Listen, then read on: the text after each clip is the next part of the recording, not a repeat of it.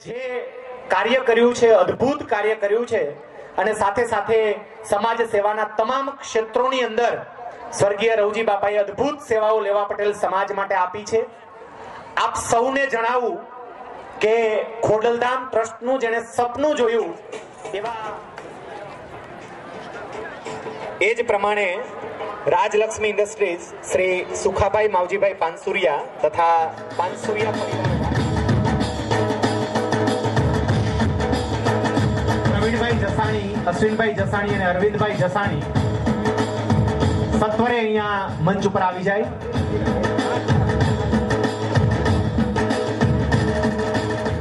આજે ખોડલધામ ટ્રસ્ટની આ જોડી દાતાઓ છલકાવી દેશે, કારણ કે બહુ જ દાન આપણને પ્રાપ્ત થઈ રહ્યું છે। સોમા પ્રમુખ ઉકાભાઈ પટેલના ધર્મપત્ની શ્રીમતી સવિતાબેન ઉકાભાઈ પટેલ 11,11,111 રૂપિયા ખોડલધામ ટ્રસ્ટની અંદર આપી રહ્યા છે। ઉકાભાઈને આપણે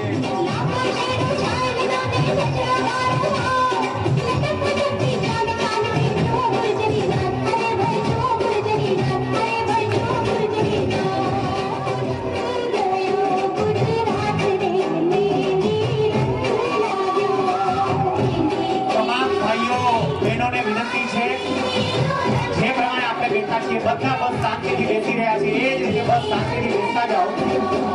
તમામ આપણો પોતાનો કાર્યક્રમ છે, આપણે દીપાવવાનો છે। તમામ શાંતિથી જે પ્રમાણે અત્યારે બેઠા છો એ જ પ્રમાણે ફરી પાછા પોતાના સ્થાને બેસી જાઓ।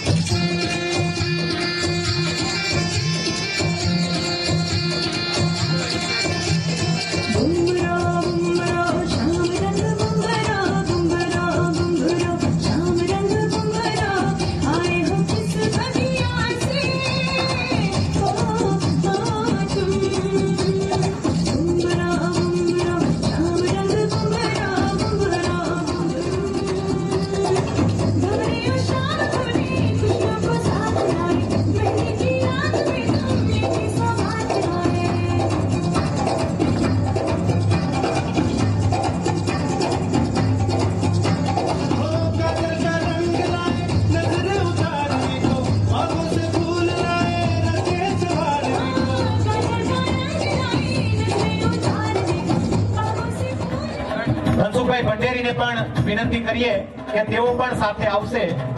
ડેપ્યુટી મેયર રાજકોટ મહાનગરપાલિકા 11,11,111 રૂપિયા આપી રહ્યા છે। ભીખાભાઈ વસોયા, મનસુખભાઈ વસોયા, જીતુભાઈ વસોયા અને ધનસુખભાઈ ભંડેરી આ ચારે મંચ ઉપર પધારીને સન્માન ગ્રહણ કરશે। આપણે જે શાંતિથી આ કાર્યક્રમને માણીએ છીએ એ જ શાંતિથી, એ જ રીતે શિસ્તબદ્ધ આ કાર્યક્રમને માણતા જઈશું।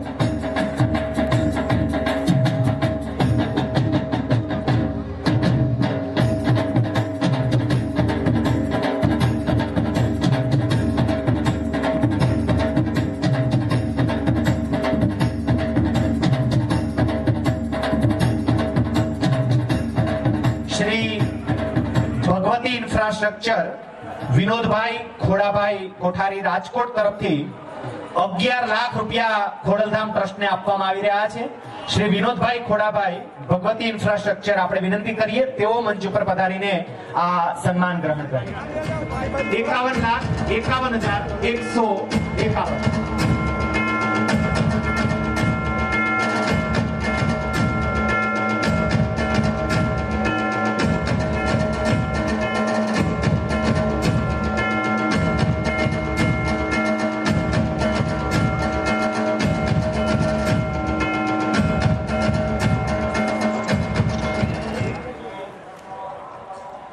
આપ સૌ ભાઈઓ, વડીલો, માતાઓ, બહેનો અને આ મારા થનગનતા યુવાન મિત્રો, આપણે જ્યારે આપ સવારે 8 વાગ્યાથી અહીંયા પધાર્યા છો ત્યારે હું આપ સૌને સ્વાગત કરતા એક ખૂબ હર્ષની લાગણી અનુભવું છું.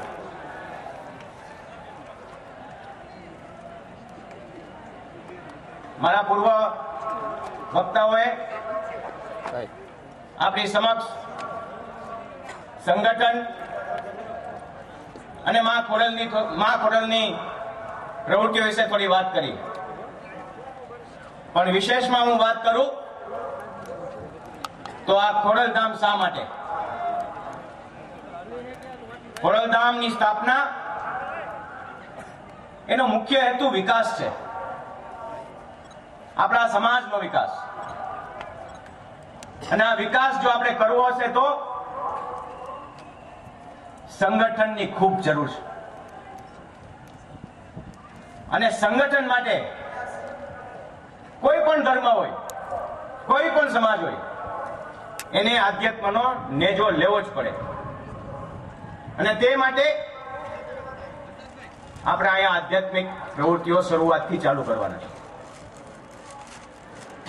સંગઠનનો હું આપને દાખલો આપું તો અત્યારે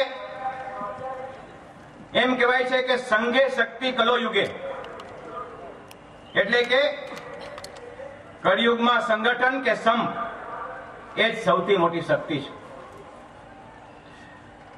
આ સંગઠન દ્વારા, આ આધ્યાત્મિક પ્રવૃત્તિ દ્વારા આપણે અહીંથી અંધશ્રદ્ધા, કુરિવાજોને દૂર કરી અને શ્રદ્ધા સ્થાપવાની છે. જ્યારે આપણે શ્રદ્ધાની વાત કરીએ તો પ્રથમ પગલું આપણું કુળદેવીને સ્થાપના કરવાનું હોવું જોઈએ. ત્યારે પ્રથમ પગલે આપણે અહીંયા મા ખોડિયારની સાથે આપણે તમામ કુળદેવીઓ અને તમામ આપણી કરદેવીઓનો વાસ કરશું. અને ભવ્ય, ખૂબ જ વિશાળ અને કલાત્મક મંદિરનું આપણે અહીંયા પ્રયોજન કરવાનું છે. આપને જાણતા આનંદ થશે કે આ મંદિર કેવું હોવું જોઈએ. તો આપ સૌ ગાંધીનગર જતા હો, દિલ્હી જતા હો, ત્યારે તમને એમ થાય કે મારે અક્ષરધામ તો જવું જ છે. તો આપણે આ મંદિર એવું કલાત્મક બનાવવું છે કે કોઈ પણ માણસ સૌરાષ્ટ્રની બહારથી સૌરાષ્ટ્રની આ પાવન ધરતી ઉપર આવે તો એને ખોડલધામ આવવું પડે, આવવું પડે ને આવવું પડે.